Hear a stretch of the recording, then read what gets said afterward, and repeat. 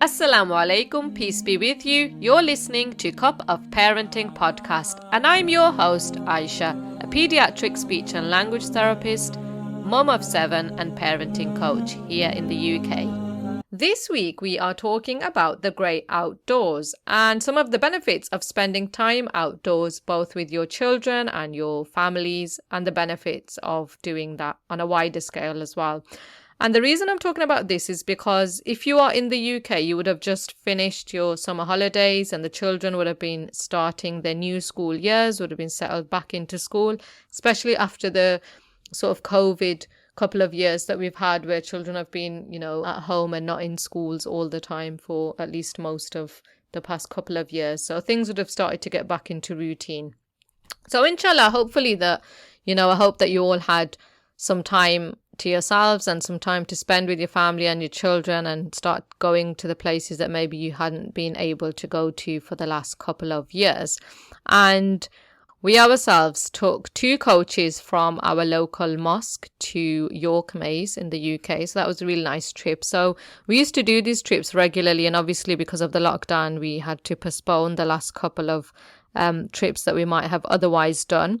And whenever we choose trips, we always think of places that are sort of family friendly, that are suitable for us, that the children would all enjoy, but also that are quite beneficial for the children as well. And I know, especially in the UK and also in other parts of the world, sometimes we've become quite used to going to certain places, for example, theme parks. And the reason why I think this is quite important is because I think as a society, we've just become so used to and so accustomed to having everything fast and on demand and instantly and immediately. For example, we've got on-demand TV channels. When you send an email, you want an on-demand reply straight away rather than the traditional method of posting letters. So we've just become used to doing things so quickly, getting that instant gratification. And I feel like that's even true for when you go out with a family, with your children. You try and sometimes find places where maybe they can just go on rides and that's sort of the end of it. And I'm not saying that's a bad thing. And of course, that's good for children. It's enjoyable if you go there as a family to an extent. But I feel like as a society, there's so much other stuff that we can do that we might not necessarily do.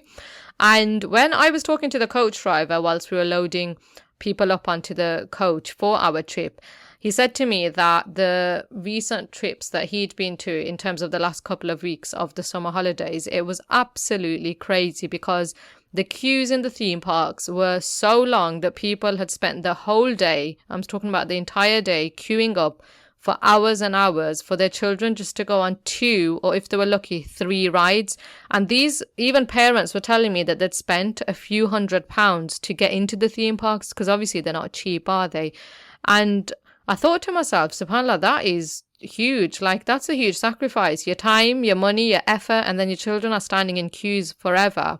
So we went on a trip as a family as well, subhanAllah, and we went all the way from the north of England, for those who aren't familiar of the UK, where I live, down south. And we stopped at quite a few places in between, spending sort of the majority of the time in London, in the capital city, because I wanted to take my children there. But what we deliberately sort out places where the children could have fun and it was enjoyable and it was outdoors, but that they were actually doing something quite meaningful in terms of they were spending time with us, but maybe they were having to think about what they were seeing and doing things productively. So for example, we took them to museums. We took them to castles, the heritage castles, so they could learn a bit about the history of the country, which I always think is really important. And sometimes children might not be aware of where things came from or how they came to be, or how history shaped our world that we live in now, especially your own countries. We took them to Kew Gardens in London, which is really, really famous. It's got thousands of plants in, and that in itself was a massive place with a huge range of plants and botanical gardens and historic plants to look at as well. And that was really fun. And obviously interacting with nature. Then there were museums that we took them to. Of course, there's so many museums all over the UK. So we took them to quite a few museums so that they could really start to think about important things. So for example, in one museum, which was aimed at children, there was an entire room as to why maths was important. Now, this was a really good room for me because one of my daughters hates doing maths. And I said to her, look, here's a reason why. It explained how maths was important, why it's important in everyday life, how it eventually helps you in life and death situations in terms of the technology that they use in hospitals and all sorts of things. Things relating to religion, of course, were everywhere. And that was another really useful thing, actually, trying to show them, for example, the whole history of how and where clocks were made in the UK, famous volcanoes that had erupted and what happened to those people. And you could sort of see the fossils, dinosaurs and all of that kind of stuff. So there's lots to do, is my point, if you don't want to go to theme parks. Also, we visited lots of normal parks. Now in the UK, there's like a new initiative going around where lots of the parks have got exercise equipment outside, which I think was amazing. So we visited one park that's got the most equipment in the whole of the UK. I'm trying to remember. I think this park was in London as well. But there was a few parks like that where they're encouraging people to come outdoors and actually do exercise, which was nice to see. We took them to lots of heritage sites as well, beaches. So we visited the world's largest pier on the sea. So you had to actually sit on a train to get to the end of the pier to see, how far out we could go. So that was really good.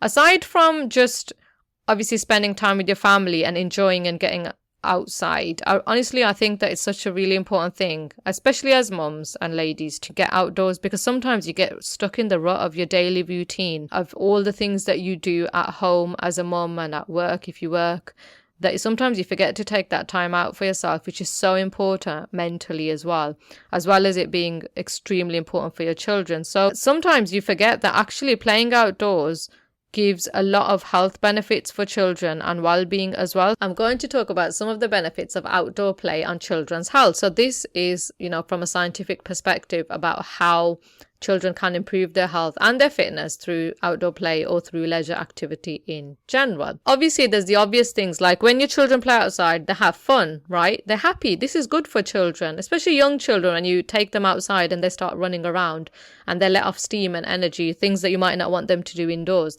Take them outside where they've got a huge space to do that. And running and chasing actually develops really good physical fitness. It develops agility in children and it develops their stamina. So if you're from a health perspective, if you've got children who are only sat indoors every day, all day for months and months on end, you can tell because they're physically unfit, and that's actually really bad for them as well. Jumping, running around, all those activities they do again outdoors is really good for their muscles. It's really good for their stability. I think about younger children, toddlers, when they're learning to walk and, you try and get them to do it as much as you can. It's even true for when they get older as well. Things like climbing, which can help develop coordination, balance, strength. And of course, they get away from that busy routine and timetable. And sometimes children need to get out of that routine and timetable, of course. I know children thrive on routine generally, but you need to have some time out. That's why obviously schools have their half terms and their holidays schedules, because children need that time away. And when they're away, it's better if they're actually out of the house and, somewhere else where they can run around, make noise, let off steam, and develop all these other skills. Being outdoors is also really good for children's eye health. So it's really good for their eyesight, looking at long distance things.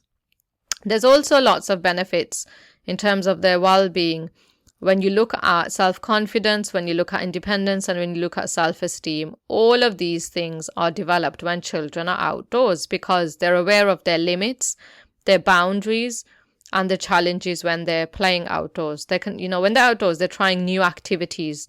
They're engaging with other people. They have to problem solve. They're exploring the natural environment. They might be meeting new people and making new friends and showing resilience. And they don't have the opportunity to necessarily do all of things at home all the time. So this is an excellent opportunity for them. For example, even if you sort of take them out and take them for a new experience, if they go on a boat ride or if they go on a train ride, and you can talk about 100 things just there.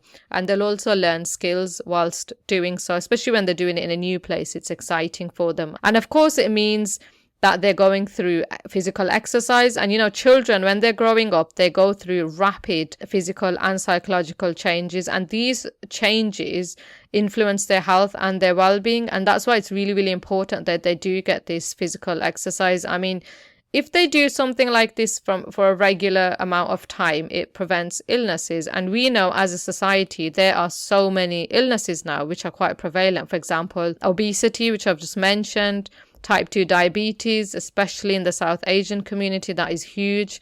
heart disease, cancer. So from a health perspective, it's really excellent if you can get your children to do a lot of exercise sort of regularly in some sort of a routine. So here's another benefit from, taking them out. And preschool children who can walk independently actually do need to do physical activity for a few hours every day generally.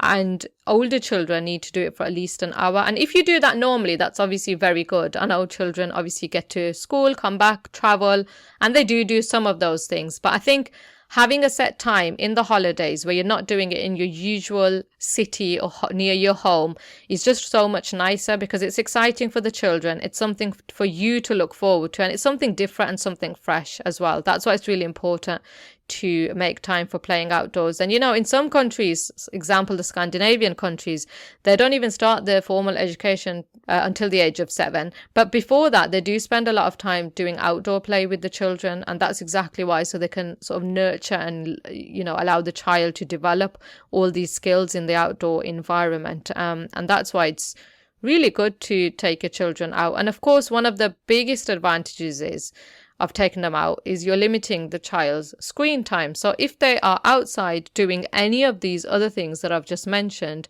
it means that, they're not inside on their digital screens, they're not on their mobiles, they're not stuck in front of a television where you can easily just lose track of the time, and your child can spend hours and hours watching all the rubbish that's available these days. I'm not saying you can't use technology in a good way, but I'm just saying if you use that when instead you can allow your children to go outside and have a bit of freedom and a bit of exercise, obviously in a safe environment, then that is so much more better and it has so much more benefit. So I think for the short term, you should try and incorporate outdoor play and going out for yourselves, your families and your children on a regular basis. But if you can't do that, or if you can't do it as much as you'd like to, at least I would recommend definitely planning in the half-term holidays or wherever you are, when a holiday is coming up, a proper outdoor event. Some people do like camping and things like that, which is even more great. But if you can't, then at least try and think about places. And there's so many free places you can go to as well if you've got a large family and if money is an issue for you, where you can actually take the children and they can benefit and learn something, and these things, these experiences that children go through stay with them for the rest of their life.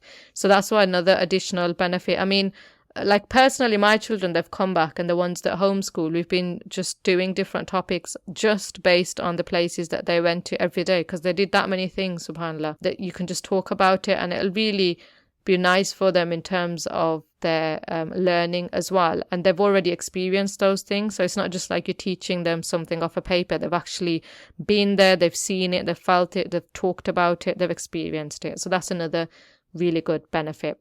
So I hope that you found this week's podcast beneficial, inshallah, and I do hope that you get to spend some time outdoors as a family and go somewhere nice and exciting, inshallah.